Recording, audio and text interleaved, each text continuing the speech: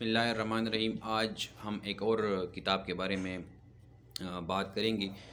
Book है जो मेरे हाथ में, विलियम डलरम्पल ने इसको लिखा है, the anarchy the relentless rise of the East India company.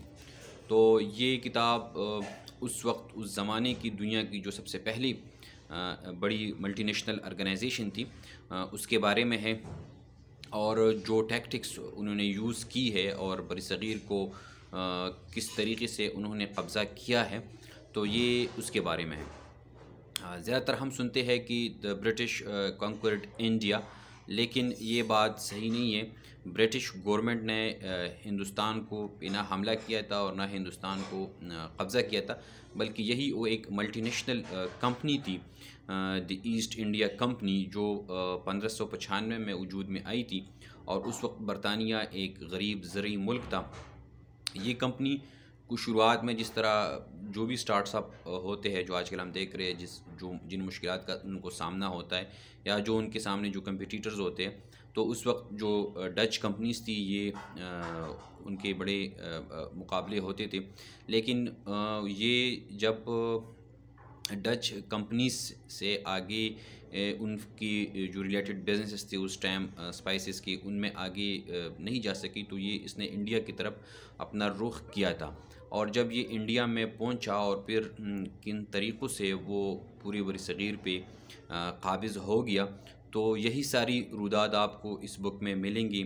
और उस दौरान जो क़त्ल व गारत गरी हुई थी और जो मुख्तलिफ़ किस्म के टूल्स या टैक्टिक्स ये यूज़ कर रही थी और लोकल्स को अपने साथ मिलाती थी। तकरीबन 2 लाख की आर्मी ईस्ट इंडिया कंपनी ने बनाई थी, जो उस वक्त एशिया का जो भी कोई नेशन स्टेट था उसके पास ना उस किस्म का कोई असलहा था और ना इतनी बड़ी आर्मी थी। इवन जो बरतानिया की गवर्नमेंट थी उनसे भी ज़्यादा जो आर्मी थी वो ईस्ट इंडिया कंपनी के साथ थी।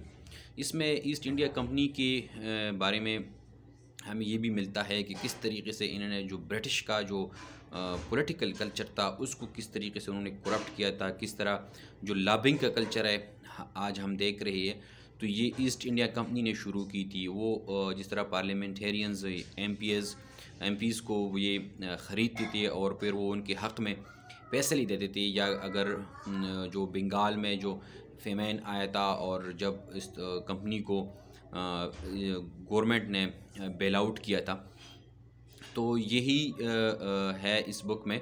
और विलियम डलरम्पल ने एक बड़ी ज़बरदस्त मेहनत की है। वो एक ग्रेट हिस्टोरियन है और उन्होंने जो पेंटिंग्स और इमेजेस भी इस बुक में दी है, तो वो उस वक्त के उस ज़माने के जो उरूज था वो सब जो है ना उससे ज़ाहिर होता है कि उस वक्त जो मुग़ल सुल्तनत थी वो किस दर्जे पे थी, और फिर इस अज़ीम सुल्तनत का ख़ात्मा एक मल्टीनेशनल कंपनी के हाथों किस तरीक़े से होता है। तो इसमें लेसन्स भी है बहुत से, कि जिस तरह उस ज़माने में अगर मल्टीनेशनल कंपनीज़ इतना रोल प्ले कर सकती थी, तो आज जो मल्टीनेशनल कंपनीज़ है या आज जिस तरीके से बिजनेसेस हैं, तो ये भी वही कल्चर है। तो इसमें ये है कि जो मौजूदा हुकूमतें है या जो डेवलपिंग वर्ल्ड है उनकी क्या पॉलिसीज़ होती है, या वहाँ उनकी किस तरीके से वो अपने लिए क़वानीन बनाते हैं कि वो इस किस्म के चक्करों में ना आए। अगर वो शायद उस ज़माने में हुआ था जो एक डायरेक्ट कॉलोनाइजेशन थी, आज वो नहीं है, लेकिन इनडायरेक्ट अगर आप देखें तो बहुत से ममालिक आज भी बड़े बड़े कंपनीज़ के आगे वो कुछ नहीं कर सकती, बल्कि इवन वो उनकी पॉलिसीज़ भी आप उनकी मर्ज़ी के मुताबिक बना देते हैं। तो ये पढ़ने वाली किताब है और इसमें हिस्ट्री है, और इसमें उस वक्त की जो जंगी लड़ी थी उनका बड़ा डिटेल उसमें ज़िक्र मौजूद है। और जिस तरीके से इस कंपनी ने हिंदुस्तान से जो हिंदुस्तान के रिसोर्सेस को उन्होंने यहाँ से शिफ्ट की था, तो वो सारा जो है ना इस बुक में डिटेल से आपको मिलेगा। और वो विलियम डैलरम्पल ये भी कहते हैं कि अगर इंग्लिश डिक्शनरी में हिंदुस्तान से कोई पहला लफ्ज़ आया है तो वो लफ्ज़ लूट का है, कि वो जो है ना यहाँ से जो जंगों के दौरान जो होती थी, और या जो यहाँ से कंपनी अपनी शिप्स में यहाँ से शिफ्ट करती थी। तो ये एक बड़ा ज़बरदस्त बुक है हिस्ट्री के बारे में, और ये आपको एक डिटेल अकाउंट है।